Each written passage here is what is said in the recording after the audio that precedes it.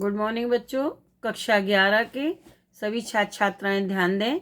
मैं आपकी विषय अध्यापिका श्रीमती मंजू गुप्ता आपको आपकी हिंदी पुस्तक के काव्य खंड का पहला पाठ साखी पढ़ा रही हूँ, जिसके रचयिता कबीरदास जी हैं, जो कि भक्ति काल की निर्गुण भक्ति शाखा के, ज्ञानाश्रयी शाखा के सर्वोत्कृष्ट कवि हैं।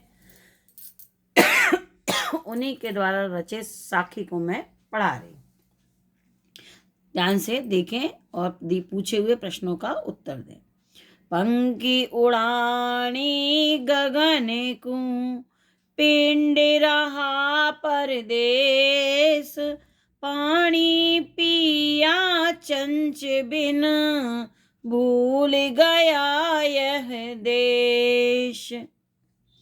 प्रस्तुत साखी में कबीर ने साधना की स्थिति एवं मोक्ष प्राप्ति का वर्णन किया है। कबीर कहते हैं, अर्थ देखिए, कबीर कहते हैं पंखी उड़ानी गगन को, पिंड रहा परदेश। यहाँ पक्षी जीवात्मा का प्रतीक है। पंखी माने पक्षी होता है, जो पक्षी जीवात्मा का प्रतीक है। गगन सहस्त्रार का प्रतीक है। पानी परमात्मा का प्रतीक है या आध्यात्मिक आनंद का प्रतीक है। पानी जो है आध्यात्मिक आनंद का प्रतीक है। चंच चोंच इंद्रियों का प्रतीक है। ठीक है, अब देखिए, कबीर कहते हैं कि जीवात्मा रूपी पक्षी योग साधना के माध्यम से, उड़ानी माने योग साधना को करके कुंडलनी के सहारे, आपको मैंने अगले दोहे में बताया था कुंडलनी क्या है।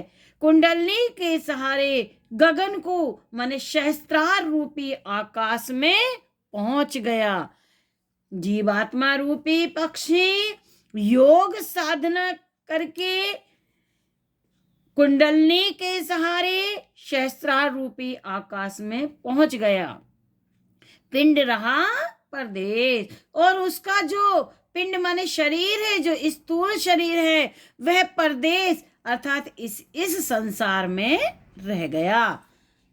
अब है अंडरलाइन, देखिएगा, पानी पिया चंच बिन, भूल गया यह देश। इसकी व्याख्या आपको करनी है, ध्यान से सुनिएगा।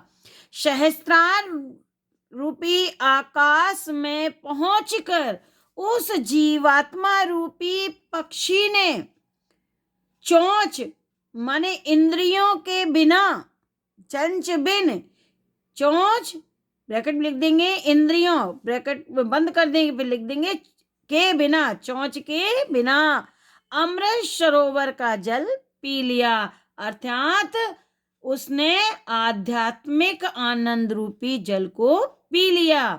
जल पी करके उसे अलौकिक आनंद की प्राप्ति हुई। भूल गया यह देश, फिर वे इस देश अर्थात इस संसार को पूर्णतः भूल गया।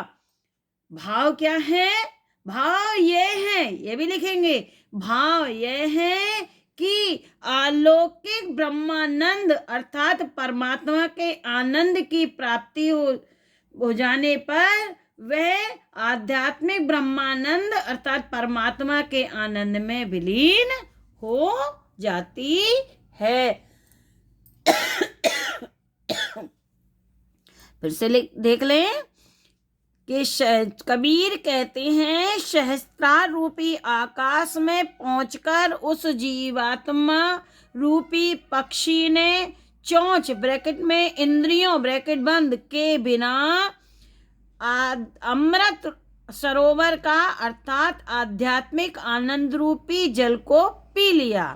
जल पी करके उसे अलौकिक आनंद की प्राप्ति हुई और वे जीवात्मा इस देश अर्थात संसार को पूर्णतः भूल गई। भाव यह है कि अलौकिक आनंद की प्राप्ति हो जाने पर जीवात्मा सांसारिक मोह माया के बंधनों में नहीं बनती और वह पूर्णतः परमात्मा के आनंद में लीन हो जाती है। बच्चों ये दोहा यहीं तक है। कुछ प्रश्न हैं जो आपसे पूछ रहे हैं और एक चीज और बता दे रहे हैं, इसमें प्रतीकात्मक शैली है। पंछी यहाँ जीवात्मा का, गगन शस्त्रार का, पानी अलौकिक आनंद का, चंच इंद्रियों का प्रतीक है। चंच माने चोंच। अब कुछ प्रश्न हैं जिसको आपको करने हैं, वो इस प्रकार है।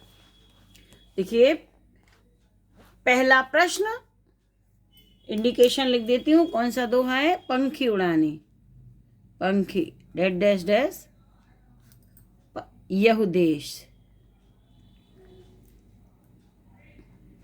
ठीक है। पद्यांश के पाठ और कवि का नाम लिखिए, ऊपर लिखा है। दूसरा है रेखांकित अंश की व्याख्या कीजिए। रेखांकित अंश की व्याख्या मैंने आपको समझा दी। तीसरा प्रश्न है साखी में कबीर ने किसका वर्णन किया है। एक शब्द और जोड़ लें, प्रस्तुत साखी में। प्रस्तुत साखी में कबीर ने किसका वर्णन किया है। उत्तर लिखेंगे प्रस्तुत साखी में कबीर ने साधना की स्थिति एवं मोक्ष प्राप्ति का वर्णन किया है।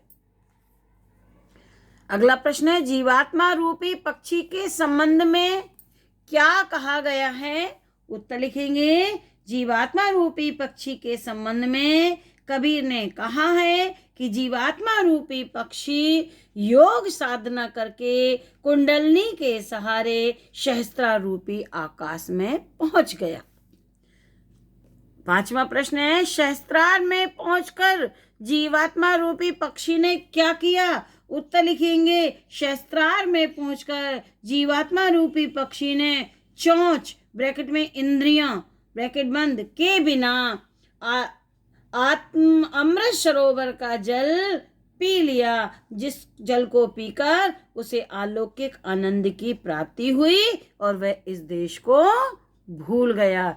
इन प्रश्नों के उत्तर बच्चों आप अपनी कॉपी में कर लीजिएगा। आगे का दोहा मैं कल पढ़ाऊंगी। Thank you.